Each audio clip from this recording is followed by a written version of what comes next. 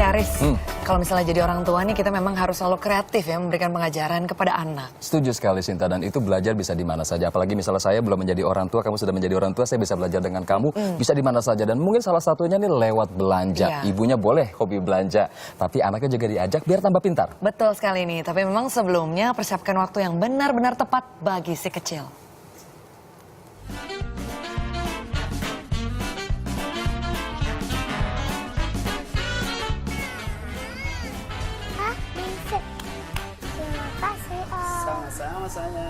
Belanja basah. Belanja juga bisa menjadi media belajar yang menyenangkan untuk anak-anak. Seperti yang dilakukan ibu dan anak ini. Husna Ika Putri, biasa disapa Putri, dan Raka, buah hatinya. Belanja tak sekadar membantu orang tua, melainkan punya manfaat lebih dalam untuk perkembangan anak, asal dilakukan dengan bijak. Sebelum berbelanja bulanan, Putri memberitahu putranya tentang barang-barang yang akan dibeli. Memberikan gambar sesuai warna aslinya penting untuk mudah diingat si buah hati. Sama sabun, sama sabun ayam. Terus nanti kejunya yang kayak gini diinget-inget. Nanti kan ada macam-macam mereknya. Sip. Nanti yang kayak gini. Oke. Dicari yang ada.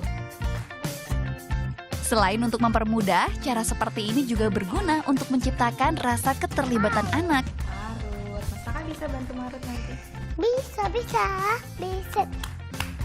Dengan menumbuhkan keterlibatan anak, tak hanya membuat anak senang, melainkan juga melatih kepekaan dan kemampuan visual anak dalam mencocokkan benda. Coba, ini apa? Pampers. Pampers buat Mas Raka. Buat adik. Oh, buat adik. Ini apa? Ya. Udah berangkat sekarang? Ya. Siap? Siap. Pas dulu. Persiapan menuju kendaraan pun Putri lakukan dengan melibatkan Raka.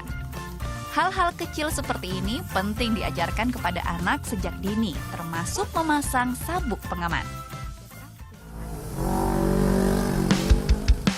Meski baru berusia 4,5 tahun, Raka sudah terbiasa membantu sang bunda.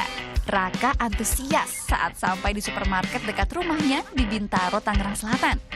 Saatnya Putri dan Raka beraksi. Pertama yang harus dicari adalah susu. Putri pun dengan sabar memberikan waktu bagi Raka untuk mengingat. Tak sampai 2 menit, Raka berhasil menemukan barang buruan pertama. Urusan menghitung, Raka pun pandai. Ini terlihat saat bundanya meminta Raka mengambil 5 buah apel. Dengan begini, pelajaran dasar menghitung pun dipraktikkan secara menyenangkan.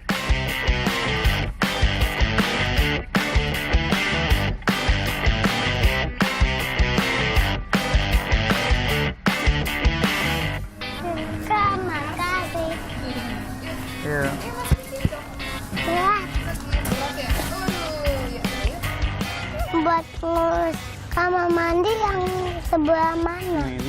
Iya.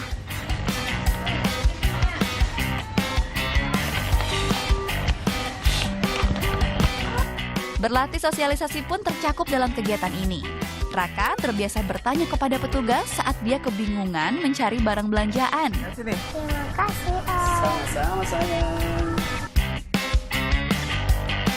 Kegiatan ini bagus dong ya, karena dengan kita mengajak anak mau ke pasar tradisional, mau ke supermarket, itu melatih kemampuan sosial anak.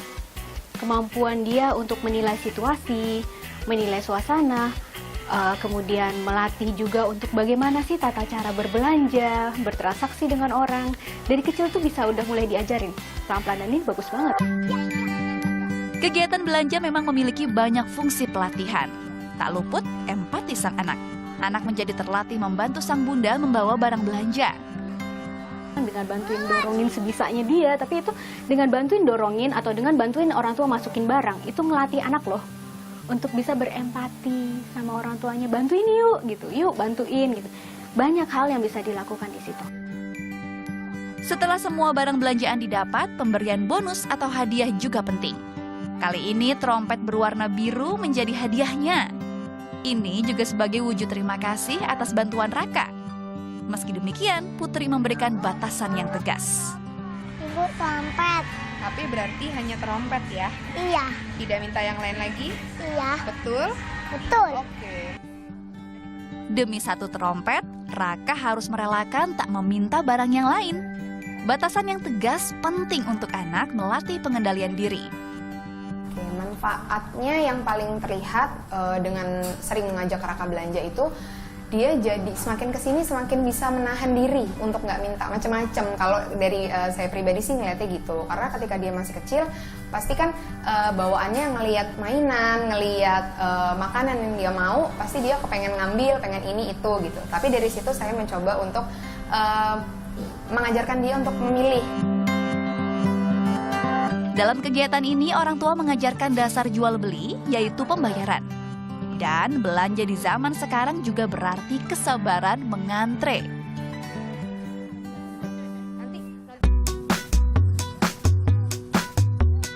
Putri tak hanya memperkenalkan pasar modern kepada Raka. Untuk barang-barang tertentu, Putri memilih membeli di pasar tradisional.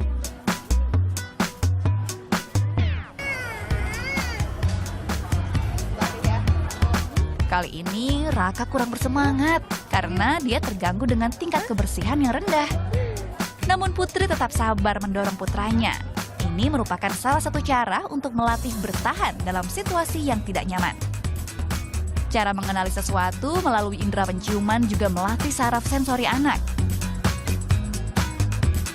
Raka kadang kalau ke sana juga masih ke pasar masih bilang bau bu, gitu, jijik, aduh becek, aduh kakinya kotor gitu. Tapi nggak apa-apa, saya memang terus saja membawa.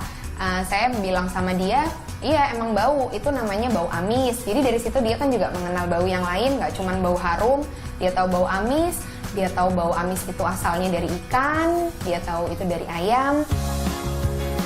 Putri juga ajarkan tentang salah satu bagian berbelanja yang tak ditemui di supermarket, tawar-menawar. Putri memilih sejumlah barang di pasar tradisional dengan alasan kesegaran barang. Meski tak sebersih supermarket, Raka harus dilatih melewati segala kondisi dan situasi. Butuh kesabaran ekstra untuk mempertahankan anak sedikit berlama-lama di pasar. Berbagai siasat diluncurkan agar Raka tidak rewel dan mengajak pulang. Meski risih, Raka berusaha tetap terlibat dalam kegiatan bundanya. Awalnya bisa bantu nyari bawang. Emang nyari barang apa aja sih kemarin? Lupa. Berbelanja merupakan salah satu media pembelajaran anak. Namun yang harus tetap diperhatikan adalah keamanan. Anak harus selalu didampingi dimanapun dan kapanpun. Sebelum mengajak buah hati Anda berbelanja, pastikan saat yang tepat. Bukan jam tidur, anak sudah makan, dan tak lebih dari 1 jam. Ini disebabkan oleh faktor ketahanan anak. Selamat berbelanja bersama buah hati Anda. Lucky Fitriani, Muhammad Syaifuddin melaporkan untuk NET. Nah, ini hebat sekali ya. Memang untuk mengajarkan anak itu bisa di mana saja, bukan hanya di sekolah gitu ya. Tapi orang tua bisa mengajar anak, misalnya tadi pengenalan terhadap produk makanan dan minuman seperti itu. Kayak seperti misalnya minuman tuh di belakang kan suka ada kandungan apa saja di sana, misalnya kandungan gulanya, kolesterol dan sebagainya, itu juga bisa diajarkan terhadap anak. Dan juga dari harga-harga ya Sinta. Jadi pengenalan harga yang sesuai dengan kantong masing-masing orang tuanya itu bisa tahu mereka akhirnya jadi bisa mengontrol. Betul sekali. Tapi intinya memang kalau saya lihat dari liputan tadi ya Riz ya, bahwa pada saat berbelanja ini bukan hanya kita mengajarkan bagaimana cara menggunakan uang dengan arif dan bijaksana, tapi juga ada kerjasama nih Riz, antara orang tua dan juga anak nih, apa yang mau dibeli, terus mereka juga jadi tahu nih apa juga yang mereka harus beli gitu. Jadi intinya bagaimana kita mengajarkan kepada anak kebutuhannya mereka dan kebutuhannya orang tua juga. Benar sekali, teamwork bukan hanya di luar tapi teamwork juga ada di keluarga seperti itu ya. Menarik sekali dan ini juga ada informasi menarik untuk penonton NET.